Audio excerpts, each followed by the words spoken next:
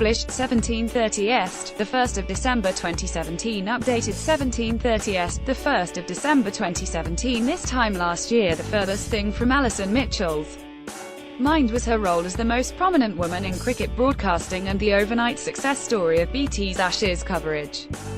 Back then she thought her career was over. "There was a time I was seriously worried I wouldn't be able to commentate again," said the engaging Mitchell ahead of rejoining fellow pundits Geoffrey Boycott, Michael Vaughan, Ricky Ponting and Graham Swan for Saturday's second test. "I couldn't speak. The operation was one thing, but for 6 weeks I couldn't lie flat in bed and I couldn't talk properly." Alison Mitchell feared she would not have been able to commentate on this year's Ashes. Mitchell required an emergency procedure on a collapsed lung just 1 year ago. "The idea of being able to put oomph and energy into my voice was impossible. It took me a long time to walk at full speed and I thought, I need to talk here. I've never known pain like it, but it's all good now." The recovery was severe, but a year on I'm commentating on an Ashes series and it did make me realize that if you haven't got your health, you haven't got anything. The operation was an emergency procedure for a collapsed lung that delayed Mitchell traveling to Australia for her role in BT's coverage of last year's Test series against South Africa and Pakistan. "Even when I had a quiet conversation with my mum and dad, I got out of breath. It's totally out of the blue. It's more common in men than women, but if you're tall with a skinny frame you can be susceptible to it. I had a week in hospital, and the next 3 or 4 weeks were scary." She feared her broadcasting career was over as she struggled to hold conversation. Now she has become the overnight success story of BT Sports Ashes coverage in Australia. "I was sitting there not being able to talk or speak and it was hard to think about being fully fit again. I still feel a bit numb where the incisions were made, but the op made me better and made it safe to fly. They basically stuck my lung to my chest wall so it can't collapse again." You would never dream she had suffered serious health problems so recently. Here we are in Mitchell's native Adelaide. Her mum is from the city, contemplating the hugely positive impression she made in the first test as a woman in what is still almost exclusively a man's world in the television commentary box. Almost every review of BT's performance, stepping into the enormous shoes of Sky to cover England in the biggest series of them all, focused on how good Mitchell was alongside the cricketing heavyweights. "It's been brilliant," said the 37-year-old. "I'm very much a broadcast journalist commentator, which is a rarity in television, so what I bring is different to what Vaughanie, Ricky or Swanee do. I'm not going to sit there and try to analyze someone's technique, but I can draw the others into it." Mitchell is one of the main presenters for BT Sports' flagship coverage Down Under this year. "Other than that, I try to give a journalistic edge to the words, and as a team we've gelled together really quickly. We've got a WhatsApp group, so lots of jokes fly around. Geoffrey isn't on it, though. He hasn't discovered WhatsApp yet. In Brisbane we were all staying in the same apartment block, so we feel like a team. I'm really enjoying this." It is no surprise to the cricket community that Mitchell has slipped easily and successfully into such a daunting role. While she might be a new face to viewers, she is a hugely experienced, respected and well-liked journalist whose previous claim to fame was being the first woman to commentate regularly on that once traditionally male bastion that is the BBC's Test Match special. She will be back on TMS for the second test, as well as on TV with BT. Having grown up with cricket, her dad and brother were club players and she learned the game in Adelaide playing with her cousins. She is relishing her role as a female pioneer. "At the start of my career I tended to put my head down and do my job without drawing attention to the fact I was a female," says Mitchell. "I guess you slowly work your way up and it seemed to work. Now I can afford myself the luxury of looking back and feeling quite proud of what I've achieved, and hopefully I paved the way for others."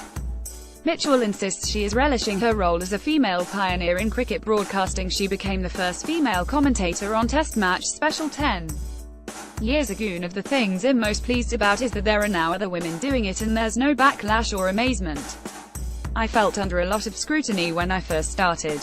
When I think back to 2007, I always felt I had to get everything absolutely right. If a male commentator had miscalled a player or made a tiny error, it might have been ignored or just not thought about. But I always felt there were people watching and waiting for any error from me to use it as a stick. It wouldn't have been, "Alison Mitchell is a bad commentator." It would have been, "Female commentators are bad." So I felt as if I was commentating on behalf of a much broader spectrum than just for me. I felt I had a big responsibility to get it right, because if I stuffed up it could be another 10 or 20 years before another female had a go. It's not just cricket either, and I've had opportunities through the BBC at the Olympics and Wimbledon, and there's now a large number of females doing football, tennis, rugby and all sorts. So if I've played a role in opening that up and showing that women can be successful as commentators, then I'll be proud to have that as some kind of legacy.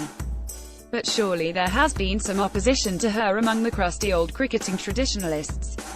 Perhaps an old pro who resents her presence as someone who is not only a woman but hasn't played the game to a high level. Mitchell has teamed up with TMS colleague Graham Swan to cover England in Australia. I get asked a lot if anyone has been unwelcoming in the commentary box, but I genuinely don't have any kind of anecdote, she insists. I've never felt discriminated against or received any sexist comments. I've never even really had any abuse on Twitter to speak of, but probably saying that will open up an avalanche now. I've just gone about my business and not tried to be something I'm not. I just love cricket and all sports and broadcasting.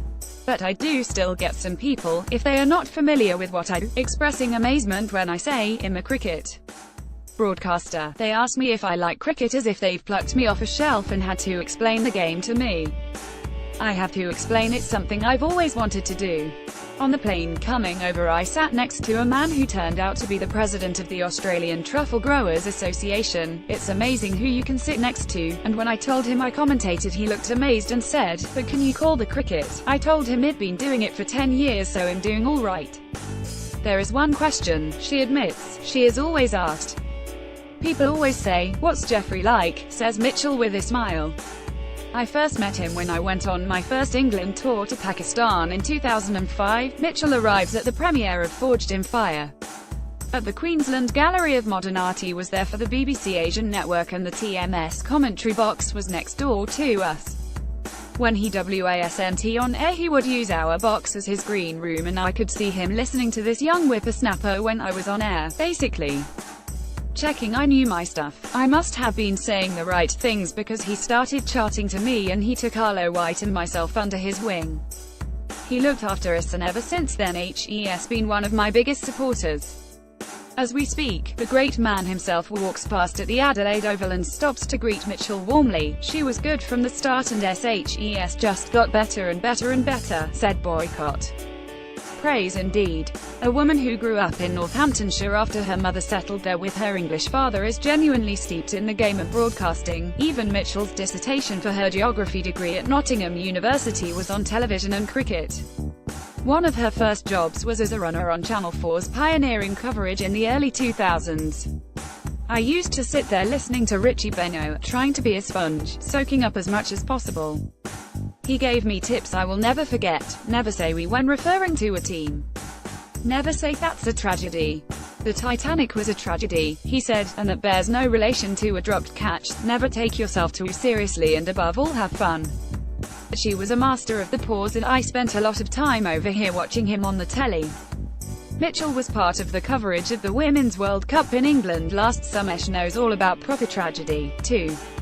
She was the BBC's main reporter in Jamaica when Bob Woolmer died at the 2007 World Cup, and also reported in Australia 3 years ago on the death of Philip Hughes.